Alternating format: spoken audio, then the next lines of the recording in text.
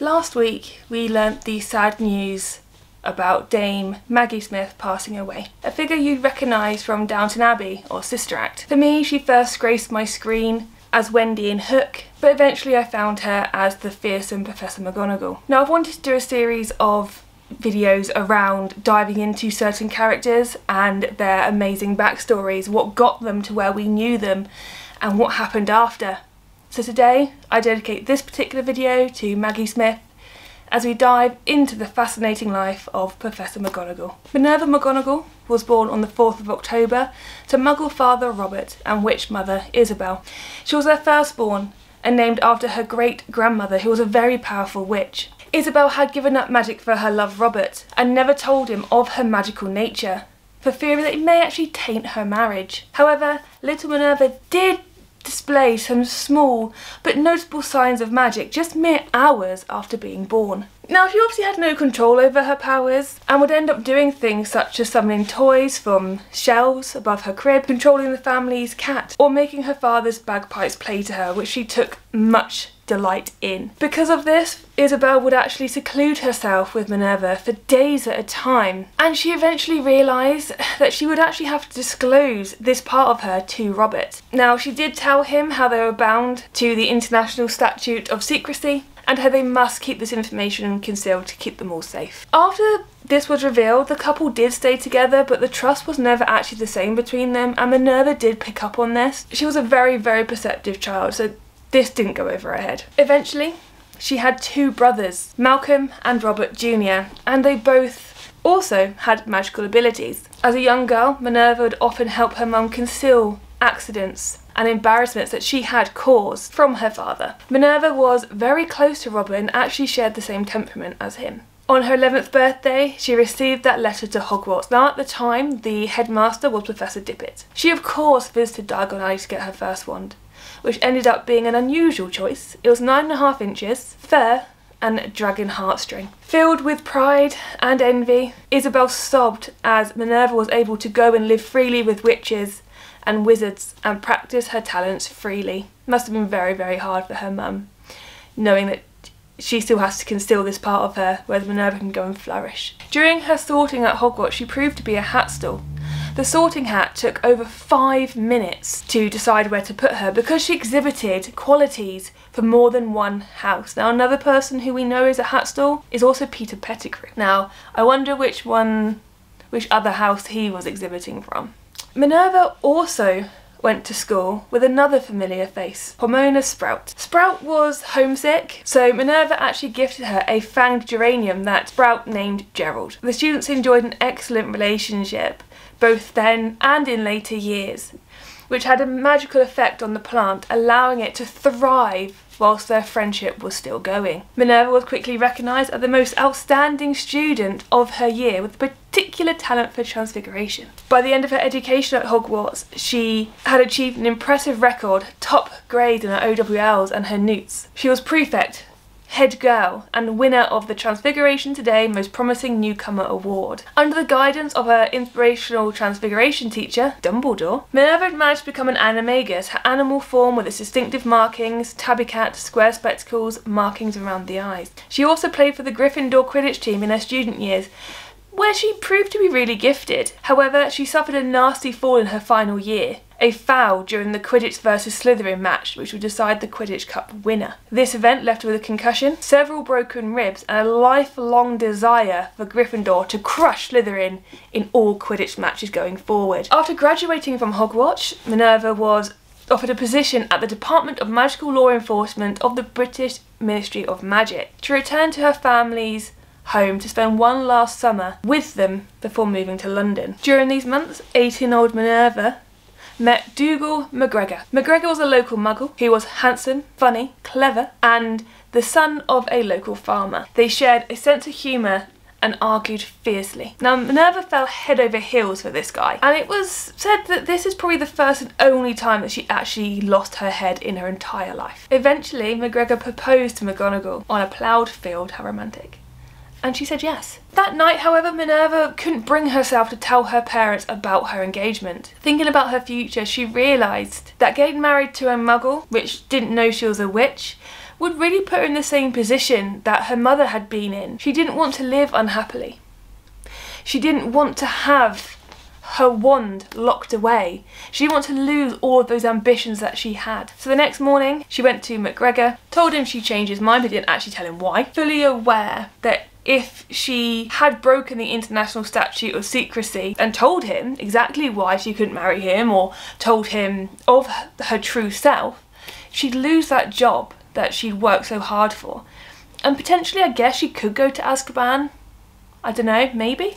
She could give him no reason. She left him absolutely devastated, and she left for London 3 days later. Though her feelings for the Ministry of Magic were affected by the fact that she had recently gone through some emotional trauma, she didn't actually enjoy her home in London, struggling to integrate herself into the life there, partly because some of her co-workers had an anti-Muggle bias. Given how much respect she had for her father and that continued love that she had for McGregor, she detested these ideas and she couldn't obviously gel with these people. Despite this, however, Minerva was among the most efficient, gifted employees in the department and became fond of her very much older boss, Elphinstone Urquhart. After 2 years at the ministry, she was actually offered a most prestigious promotion, yet she actually turned it down because she really missed her home in Scotland. Instead, she sent a letter to Hogwarts asking if she could be potentially considered for a teaching post. The owl returned within hours, offering her a job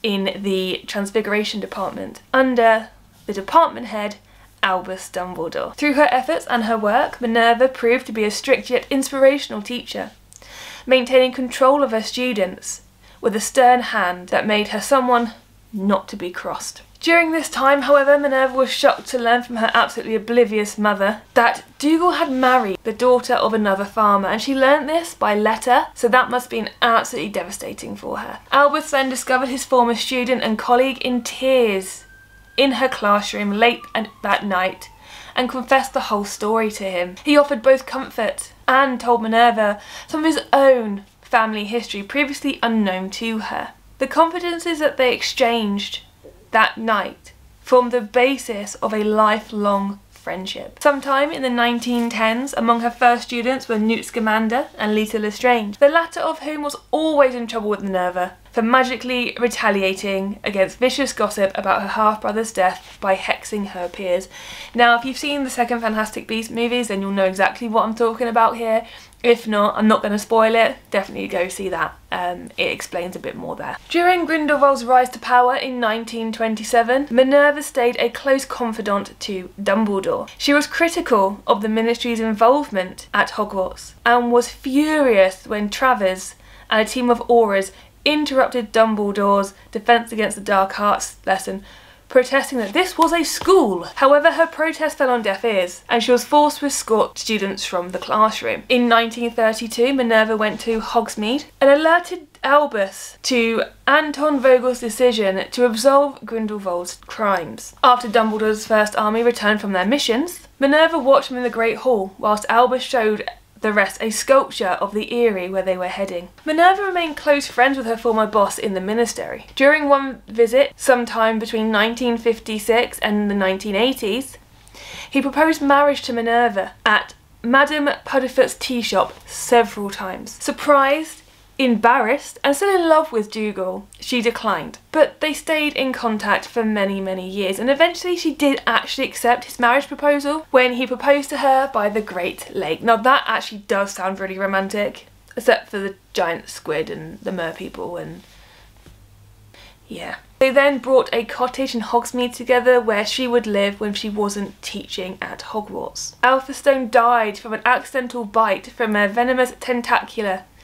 After 3 years of marriage, McGonagall sold their cottage and she moved into her rooms at Hogwarts. She cherished the time she spent with her husband and would frequently take walks by the Great Lake in her spare time to remember all the happy times she spent with him. Later, during the 1980s, Madame Rosmerta would send her a teacup from Madame Puddifoot's as a reminder of her proposals. Later on in her career, Minerva rose to the position of head of the Transfiguration department, and also she was appointed the head of Gryffindor House, the house which she used to reside in while studying at Hogwarts. After he became headmaster, Dumbledore would later on in his career trust her enough to become the deputy headmistress, and on occasion she would fill in for him in his absence. After the first rise of the Dark Wizard Lord Voldemort, Minerva took part in fighting back against Lord Voldemort and his Death Eaters, while she still taught at Hogwarts during the First War. Previously, she was actually suspicious of Riddle, in spite of the fact she wasn't his teacher,